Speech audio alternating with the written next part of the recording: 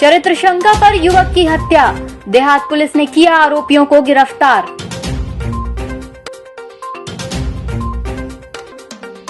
Divider में घुसी निर्मल public school की बस, बड़ा हादसा टला।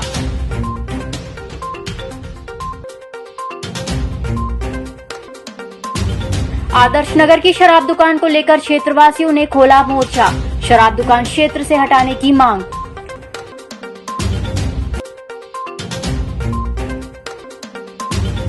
निरीक्षण पर निकले निगम के अधिकारी, शहर में लिया स्वच्छता का जायजा।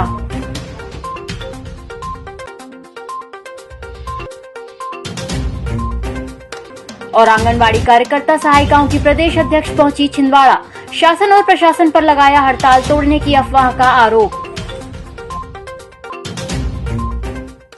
नमस्कार, छिंदवाड़ा लाइव में आपका स्वागत है और मैं हूं आपके साथ एकता। आइए बढ़ते हैं खबरों की ओर। देहात थाना अंतर्गत परासिया रोड में गुरुवार को शव मिलने से सनसनी फैल गई। मृतक की पहचान माली मोहल्ला निवासी सत्यम तिवारी के रूप में की गई है। इस मामले में देहात पुलिस ने आरोपी अनिल कुशवाहा और उसके साले जमुनिया निवासी ऋषभ कुशवाहा सहित 3 अन्य नाबालिग के खिलाफ मामला दर्ज किया है। बताया जाता है कि बर्रा ढाना निवासी अनिल कुशवाहा को शक था कि सत्यम तिवारी के साथ उसकी पत्नी के संबंध है। इसी कारण आरोपी अनिल कुशवाहा और उसके साले ऋषभ कुशवाहा ने मिलकर सत्यम तिवारी की अपने 3 अन्य साथियों के साथ मिलकर हत्या कर दी। धारदार नुकीले पत्थरों से उसकी हत्या की गई है, ऐसा प्रतीत होता है। बॉडी को मोर्चरी रूम में रखवा दिया गया है, उसका पीएम संपन्न हो गया है। रिपोर्ट अभी प्राप्त होने शेष है। इस घटना के जो संदिग्ध हैं उनमें से 4 लोगों को राउंड अप किया गया है, जिनसे पूछताछ जारी है।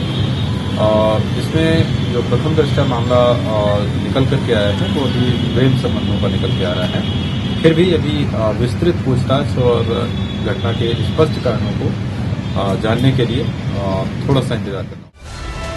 नागपुर रोड स्थित निर्मल पब्लिक स्कूल की तेज रफ्तार बस गुरुवार के दिन डिवाइडर में जा घुसी। बस में सवार किसी भी यात्री को चोट नहीं आई है। बताया जाता है कि बस में स्कूल स्टाफ मौजूद था। हादसे के बाद कुछ स्टाफ को हल्की चोटें आई हैं। आपको बता दें कि हाल ही में आरटीओ के द्वारा शहर भर के स्कूलों में बसों का निरीक्षण कर उनकी स्पीड और फिटनेस की जाँच की जा रही है। आपको बता दें कि हाल ही में आरटीओ के द्वारा शहर भर के स्कूलों में बसों का निरीक्षण कर उनकी स्पीड और फिटनेस की जाँच की जा रही है। ऐसी स्थिति में अब भी निर्मल पब्लिक स्कूल की बस तेज रफ्तार के कारण हादसों को न्योता दे रही है। इससे बस में सवार होने वाले स्कूल के नन्हे बच्चों की जिंदगी खतरे में है। इस मामले में प्रशासन को संज्ञान लेना चाहिए।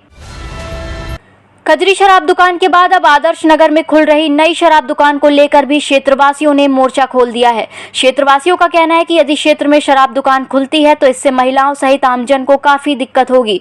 इसे लेकर आदर्श नगर क्षेत्रवासियों ने देर शाम प्रदर्शन किया। नहीं चलेगी, नहीं चलेगी। आबकारी प्रशासन की तानाशाही नहीं चलेगी, नहीं चलेगी। रिहायशी इलाके में शराब की दुकान नहीं चलेगी। दुकान को खोले जाने का कड़ा विरोध करते हुए यहाँ के रहवासी और वरिष्ठ कांग्रेसी राजीव तिवारी जी, भाई एकलव्य आके जी, अजय ठाकुर जी और यहाँ क्षेत्रीय सभी वरिष्ठ लोग और युवाओं ने इस दुकान का विरोध किया। विरोध इसलिए किया है क्योंकि इस दुकान की परमिशन नहीं है।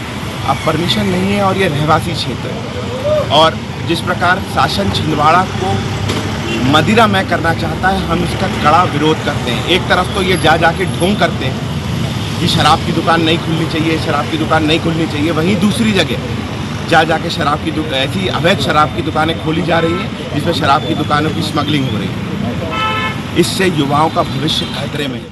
हमें लगातार इस बात का आश्वासन भी मिल रहा है कि हम सारे ठेकेदारों से बातचीत करके और रिहायशी इलाकों में जो दुकानें जहाँ पर विरोध हो रहा है उसको हम शिफ्ट कराने का प्रयास कर रहे हैं। लेकिन अभी तक किसी भी दुकान में कोई ऐसी सफलता हमें मिलती हुई दिख नहीं रही है।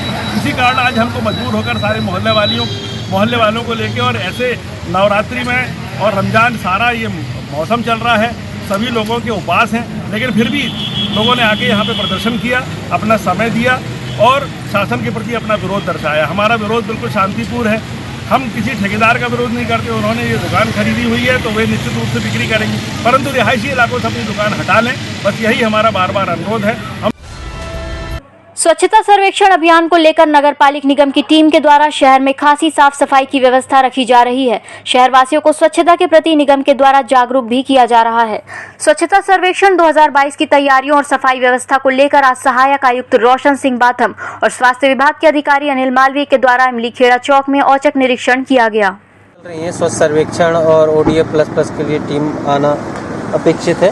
तो इसके लिए शहर में सुबह भी हम लोग 7 से 9 फील्ड विजिट करते हैं और अभी भी शहर की सफाई व्यवस्था को लेकर फील्ड विजिट यहाँ कड़ा किया गया है।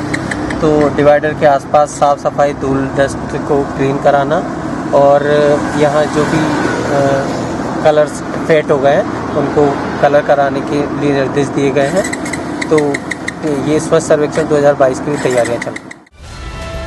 बुलंद आवाज नारी शक्ति संगठन के बैनर तले आंगनबाड़ी कार्यकर्ताओं और सहायिकाओं की बीते लंबे समय से जेल बगीचे में अनिश्चितकालीन हड़ताल जारी है। बुधवार से आंगनबाड़ी कार्यकर्ताओं और सहायिकाओं ने 24 घंटे अनशन शुरू कर दिया है। इसी क्रम में बीती रात आंगनबाड़ी कार्यकर्ता और सहायिका धरना स्थल पर रात भर भजन कीर्तन करती रही। आज संगठन की प्रदेश अध्यक्ष रामेश्वरी मेश्राम छिंदवाड़ा पहुंची, जहां पर उन्होंने पत्रकारों को चर्चा में बताया कि मध्य प्रदेश बुलंद आवाज नारी शक्ति संगठन के बैनर तले आंगनबाड़ी कार्यकर्ता और सहायिका अपनी 17 सूत्री मांगों को लेकर अनिश्चितकालीन हड़ताल पर है। शासन और प्रशासन के द्वारा हड़ताल तोड़ने के लिए झूठी अफवाह उड़ाई जा रही है कि संगठन ने हड़ताल वापस ले लिया है। ये बात बिल्कुल गलत है। उन्होंने कहा कि जब तक प्रदेश सरकार आंगनबाड़ी कार्यकर्ताओं और सहायिकाओं को नियमित करने, वेतनमान बढ़ाने सहित अन्य 17 सूत्री मांगों पर काम नहीं करेगी, तब तक उनका आंदोलन जारी रहेगा। काम का चक्कर कौन करेगा? हम करेगा। हमारी मांगे पूरी हो, चाहे तो मजबूरी हो। दुर्गा साड़ी पहली बार, दुर्गा साड़ी पहली, अरे नैया डार तेरे बलौआ। शासन प्रशासन ने एक भ्रांतियां फैला दी है मेरे बारे में कि प्रदेश अध्यक्ष जो हैं रामेश्वरी मेश्राम, इन्होंने अपना हड़ताल खत्म कर दिया है, परंतु ऐसा नहीं है। हमने किसी भी प्रकार से कुछ लिखित में नहीं दिया है। संचालनालय में उनके तरफ से ही एक लिखित में दिया गया है कि आपने जो ज्ञापन हमें दिया है, हम उस ज्ञापन को शासन तक पहुंचा देंगे। ये सिर्फ 1.5 लाइन में उन्होंने हमें एक पत्र भेजा है। अब वक्त है एक छोटे से ब्रेक का, मिलते हैं ब्रेक के बाद। निधिश्री एकेडमी छिंदवाड़ा के स्टूडेंट ने पहले ही साल में लहराया परचम। 5 स्टूडेंट भव्या पाठक, आशीष त्रिपाठी, प्रिया चौरसिया, नैन्सी जैन, विपुल जैन ने MPPSC मेंस में पाई सफलता। UPSC और MPPSC की तैयारी कर रहे स्टूडेंट्स के लिए सबसे बेहतर कोचिंग। तो आज ही ज्वाइन करें Nidhishree academy, institute for civil services preparation, near professor colony, model road, near tribal museum, Chhindwara. Nagpur की सुविधाएं अब छिंदवाड़ा में। शहर के सबसे आधुनिक dental clinic, dedicated implant facility के साथ Chaturvedi dental clinic, doctor Rahul Chaturvedi, MDS, fix दांत एवं बत्तीसी लगाने के स्पेशलिस्ट।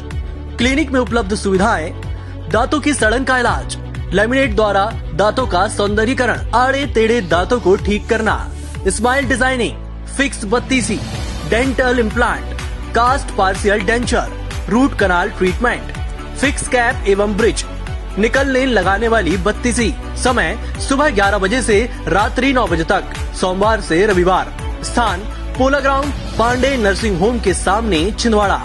मोबाइल नंबर 9755496232 और 8839315742। ब्रेक के बाद एक बार फिर से स्वागत है। अब बढ़ते हैं खबरों की ओर। प्रधानमंत्री गरीब कल्याण योजना के चौथे चरण में अन्न उत्सव के तहत भाजपा जिलाध्यक्ष विवेक बंटी साहू ने निशुल्क खाद्यान्न वितरण किया। इस अवसर पर भाजपा जिलाध्यक्ष विवेक बंटी साहू ने कहा कि हमारे देश के यशस्वी प्रधानमंत्री नरेंद्र मोदी का धन्यवाद व्यक्त करता हूं कि उन्होंने देश के 80 करोड़ लोगों को निशुल्क राशन वितरण की योजना बनाई और इस योजना को सितंबर तक बढ़ाया। एक वैश्विक बीमारी, उसे महामारी कहेंगे, इसने हमारे देश में उस समय जब हमला किया था, संक्रमण बढ़ा था, जब देश में लॉकडाउन लगा, सारे उद्योग धंधे, रोजगार के सभी साधन बंद हो गए, मजदूरों को, गरीबों को अपने 2 वक्त की रोजी रोटी का इंतजाम करने में परेशानी होने लगी। तब हमारे देश के प्रधानमंत्री नरेंद्र मोदी सामने आए थे और उन्होंने देश के 80 करोड़ लोगों को निःशुल्क राशन देने का काम किया था। उस विपत्ति के समय भी, एक आपदा के समय चुनौती को मानते हुए मोदी जी ने एक योजना लाई, जो प्रधानमंत्री अन्न योजना के माध्यम से देश के 80 करोड़ लोगों को निःशुल्क राशन देने का काम भारतीय जनता पार्टी की सरकार के द्वारा किया गया। रामनवमी पर्व पर हिंदू उत्सव समिति के द्वारा विशाल शोभा यात्रा स्थानीय दादाजी धूनी वाले मंदिर से निकाली जाएगी। इस मौके पर कार्यक्रम के पूर्व प्रशासनिक और पुलिस अधिकारियों के द्वारा रैली की व्यवस्थाओं और मार्गों का निरीक्षण किया गया, जिसमें एसडीएम अतुल सिंह, सीएसपी मोतीलाल कुशवाहा सहित हिंदू उत्सव समिति के पदाधिकारी मौजूद थे। जैसा कि सभी को विदित है, परंपरागत रूप से रामनवमी के पर्व पर दादा धूनी वाले मंदिर जो रेलवे स्टेशन के पास है, वहाँ से एक बड़ा जुलूस निकलता है और शहर के विभिन्न मार्गों से जो परंपरागत मार्ग है उससे होते हुए पोला ग्राउंड में समाप्त होता है। आज नगर पुलिस अधीक्षक, नगर निगम की टीम और एमपीवी की टीम के साथ और आयोजन समिति के जो माननीय सदस्य लोग हैं उनके साथ हम लोगों ने सभी मार्गों का निरीक्षण किया। 10 तारीख को ये जुलूस निकलेगा, 12 बजे के आसपास वहाँ से प्रारंभ होकर लगभग 4 साढ़े 4 बजे पोला ग्राउंड में समाप्त होगा। तो सभी रूटों का भ्रमण करके वहाँ आवश्यक जो व्यवस्थाएं हैं वो सुनिश्चित कराए जाने के लिए आज ये भ्रमण किया गया है और प्रशासन ये सुनिश्चित करेगा कि ये शांतिपूर्वक जुलूस निकले और जो आवश्यक सभी व्यवस्थाएं हैं वो हम कराना सुनिश्चित करेंगे। चैत्र नवरात्रि के अवसर पर देवी मंदिरों में बड़ी संख्या में भक्त माता रानी के दर्शन करने पहुंच रहे हैं। पंचमी के अवसर पर नगर शक्तिपीठ बड़ी माता मंदिर में महाआरती का आयोजन किया गया, जिसमें सैकड़ों की तादाद में श्रद्धालु शामिल हुए।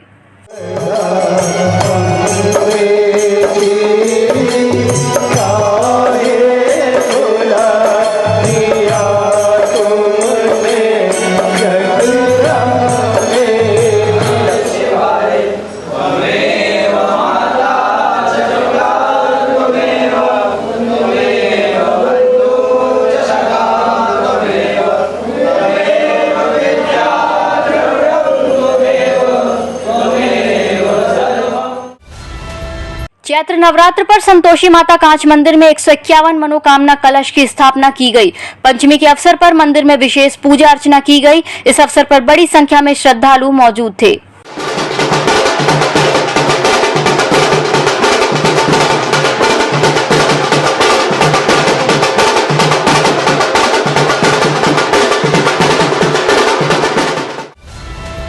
छोटी माता मंदिर में भी चैत्र नवरात्र की पंचमी के अवसर पर महाआरती का आयोजन किया गया।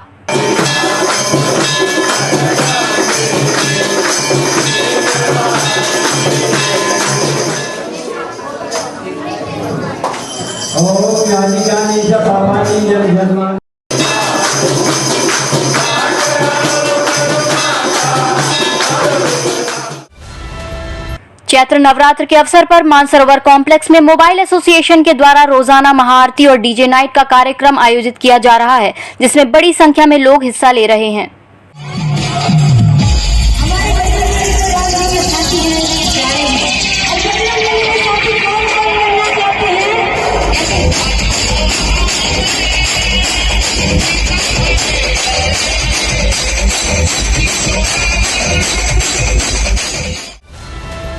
प्रदेश की भाजपा सरकार ने जिले के 1,84,729 घरेलू उपभोक्ताओं का 25 करोड़ 96 लाख का बिल माफ कर दिया है।